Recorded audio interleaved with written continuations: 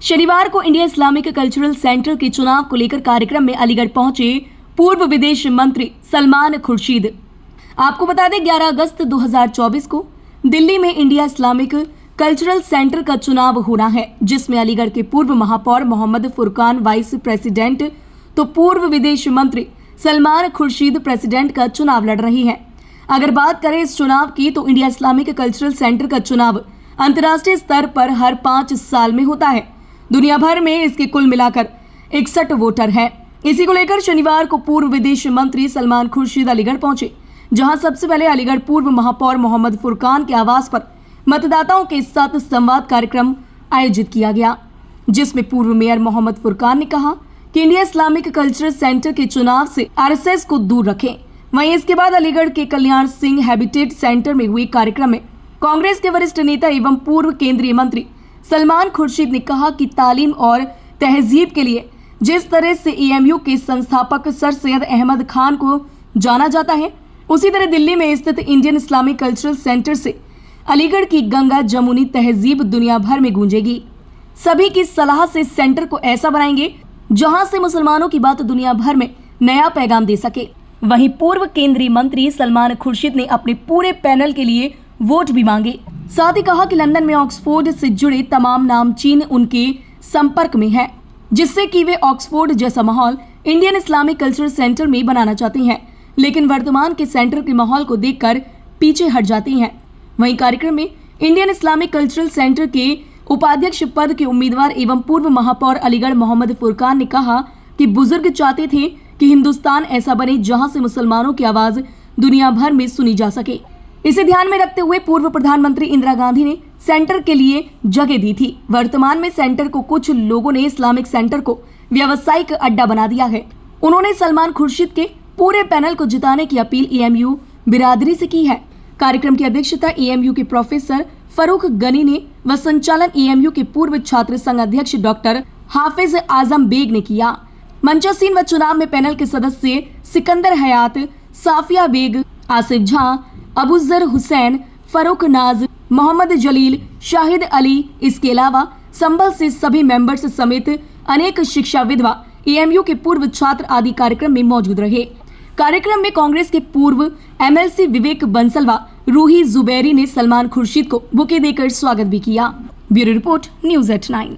बहुत बहुत शुक्रिया। अलीगढ़ मेरा, ये समझिए कि अलीगढ़ मेरा जिगर का टुकड़ा है। मेरा एक बचपन का रिश्ता अलीगढ़ से है। परवरिश मेरी यहाँ हुई, पैदाइश मेरी यहाँ हुई। मेरे दोस्त अहबाब यहाँ अलीगढ़ में हैं, मेरे रिश्तेदार अलीगढ़ में हैं। तो मैं अलीगढ़ आता हूँ तो वो सारे रिश्ते नाते जो हैं उनको मैं ताज़ा कर पाता हूँ। लोगों से अरसे बाद मुलाकात होती है तो बड़ी खुशी होती है। लेकिन आज का दिन इस्लामिक सेंटर के ताल्लुक़ से ख़ास तौर पर हम लोग यहाँ आज के दिन आए हैं, और इसलिए आए हैं कि इस्लामिक सेंटर के बहुत सारे मेंबर्स अलीगढ़ में हैं। अलीगढ़ में कम से कम 60-65 मेंबर्स हैं। अलीगढ़ के करीब 64 हैं, लेकिन अलीगढ़ के करीब और यहाँ लोग हैं मेंबर्स जो आसपास के शहरों में हैं। तो मेरा मकसद यहाँ ये था कि उनसे सबसे गुफ्तगू हो सके, उनसे हम लोग बातचीत कर सकें, उनको हम समझा सकें कि इस्लामिक सेंटर का जो मकासद है, जो मकसद है, जो इस्लामिक सेंटर की सोच और जो उसका सपना लोगों ने देखा था जब इस्लामिक सेंटर बना था बुज़ुर्गों ने, उसको हम पूरा कैसे कर सकते हैं। इस चीज़ के लिए मैं यहाँ आया हूँ। और इलेक्शन है, 11 अगस्त को इलेक्शन है। जो मुझे यहाँ से सपोर्ट मिलेगी, ताउन मिलेगा, और शहरों से मिलेगा, लखनऊ से मिलेगा, बम्बई से मिलेगा और दिल्ली में रहने वालों से मिलेगा, तो फिर हम कुछ करेंगे।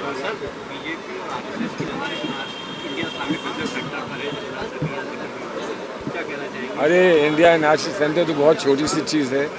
हिंदुस्तान पे है उनकी नज़र, भारत पे उनकी ये नज़र है।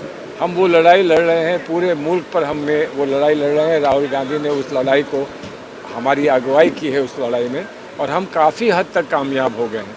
ये तो एक स्टेपिंग स्टोन है, ये एक छोटा सा हिस्सा है हमारी उस लड़ाई का। इदारों को हम किसी के डिक्टेशन से और किसी के दबाव से हम इदारों को मुक्त कराएं, फ्री कराएं, ये हमारा मकसद है। एक पॉलिटिकल पार्टी और दूसरी पॉलिटिकल पार्टी ना आए। और हम ये जानते हैं कि जिनका नाम आप ले रहे हैं उन्होंने इदारों का डेमोक्रेटिक स्ट्रक्चर तोड़ने की कोशिश की है, इंस्टीट्यूशंस का डेमोक्रेटिक स्ट्रक्चर दबाने की कोशिश की है, आपके मीडिया को, प्रेस को दबाने की कोशिश की है। हमारा ये फ़र्ज़ बनता है कि हम उसके ख़िलाफ़ खड़े होकर लड़ाई लड़ें। उसकी बात है, बहुत दुख की बात है, जिन लोगों की जान गई, उनके परिजन जो हैं, उनके लिए हम सिर्फ हमदर्दी बता सकते हैं। और सरकार से हम ये कह सकते हैं, और जो हमारे नेताओं ने कहा है, राहुल गांधी ने कहा है कि वो जो राहत पहुंचा सकते हैं वो तत्काल पहुंचाएं, फ़ौरन पहुंचाएं, और जो कॉम्पनसेशन दे सकते हैं वो फ़ौरन दें। बाबा का नहीं है, बाबा पर सब कुछ कहकर और फिर हम भूल जाएं कि क्या हुआ।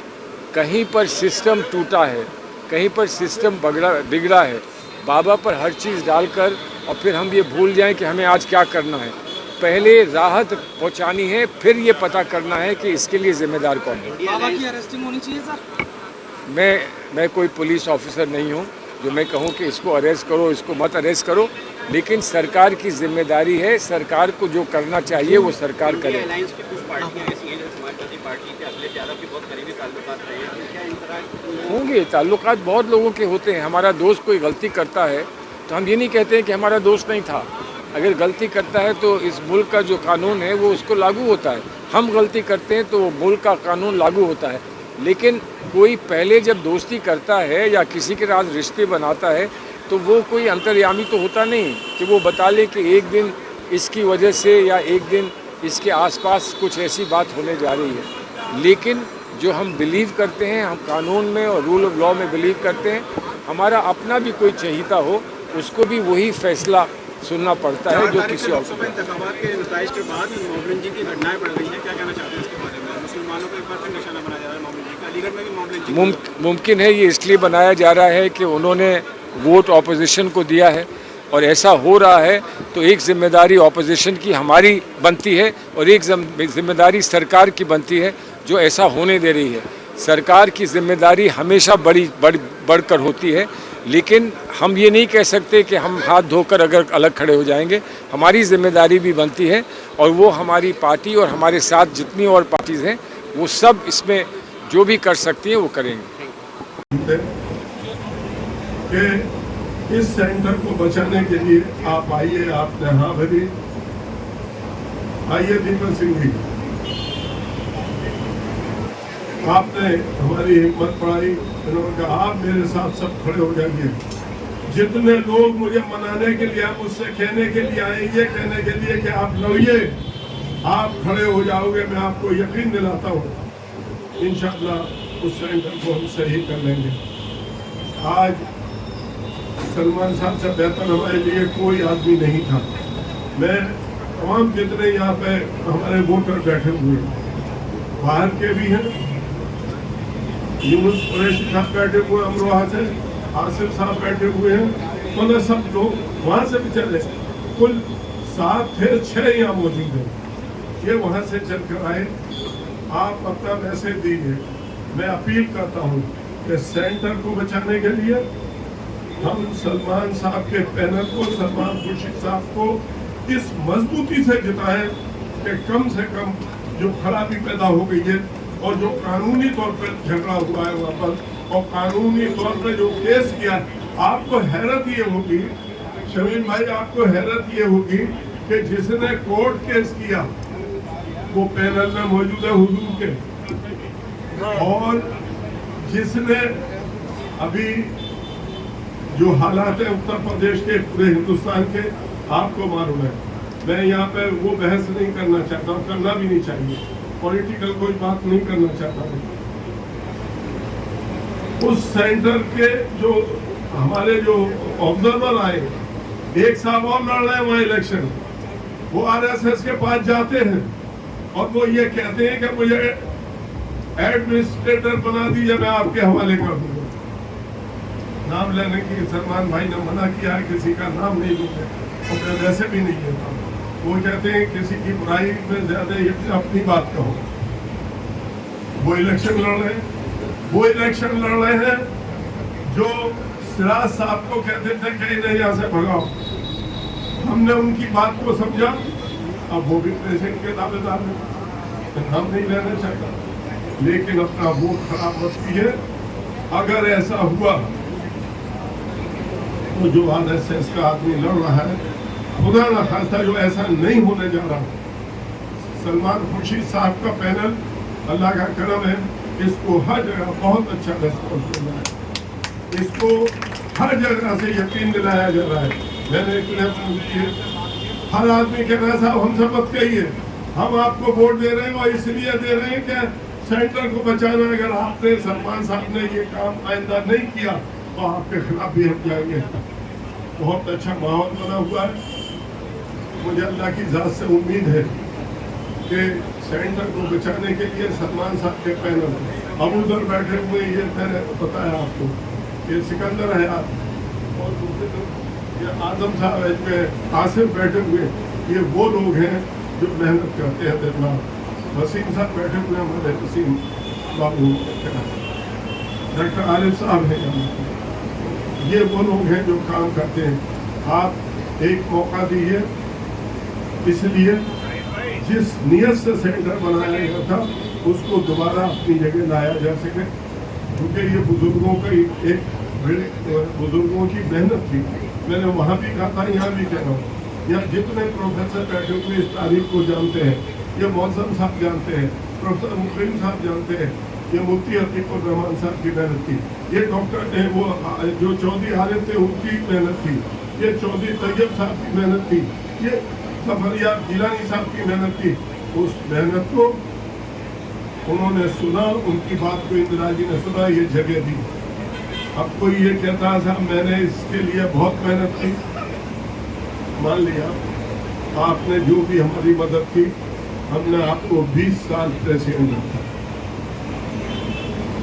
20 साल में कहाँ पहुँच गया हूँ, आपके सामने तो मौजूद है। आप 20 साल प्रेसिडेंट रहने के बाद अब उस BOT का इलेक्शन लड़ रहे, बड़े शर्म की बात है या नहीं शर्म? जब 20 साल प्रेसिडेंट रहने के बाद बेटा उनका वो भी लड़ रहा है, वाइफ लगाई है, क्या भूल गए होंगे। तो ये हालात है, तो मुझे अल्लाह की ज़ात से उम्मीद है कि हम जीत कर आएंगे, पूरा इनका पैनल जीतेगा। और सलमान भाई की क़यादत में, सलमान भाई की जो इनकी सोच है, मैं काफ़ी दिन से इनकी स्पीचें सुन रहा हूँ, अभी आपके सामने बोलेंगे। आज हमें ज़रूरत है इस देश को, देश के जो हालात है इसलिए हुए 1.5 करोड़ रुपया एडमिनिस्ट्रेटर को जो वो आया हुआ है वहाँ पे ऑब्जर्वर, 1.5 करोड़ रुपया हमारा जा चुका है तनख्वाह, और जो चाहे कर रहे हैं उसे बचाने के लिए जितनी जल्दी हो सके ये पैनल इंशाल्लाह जीत के आएगा। और इस्लामिक सेंटर के बारे में जो आपकी राय बनी थी, जिस मोहब्बत से जिस उससे बनाया था, वो इंशाल्लाह कामयाब होंगे। मैं अपनी बात खत्म करता हूँ क्योंकि